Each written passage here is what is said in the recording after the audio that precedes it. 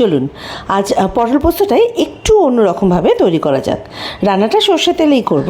তার জন্য কড়াইতে সর্ষে তেল দিয়ে তেলটা গরম হয়ে গেলে আগে থেকে লম্বা লম্বা করে কেটে ধুয়ে রাখা আলুগুলো দিয়ে তাতে ওই অল্প নুন আর একটু হলুদ দিয়ে হালকা লাল করে একটু ভেজে নেব।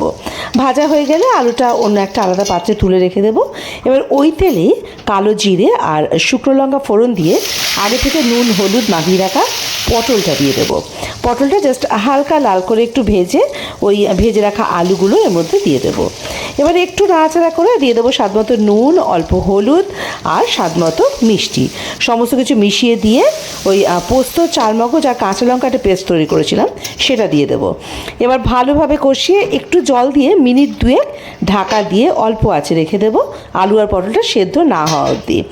আলু পটল সেদ্ধ হয়ে গেলে আঁচটাকে বাড়িয়ে দিয়ে পিছালি অল্প একটু মৌরি গুঁড়ো আর ঘি দিয়ে সমস্ত কিছু ভালোভাবে মিশিয়ে দেবো। দিয়ে দেবো 2টো কাঁচা লঙ্কা। ব্যাস রেডি আমাদের একদম অন্যরকম স্টাইলে পটল পোস্ত।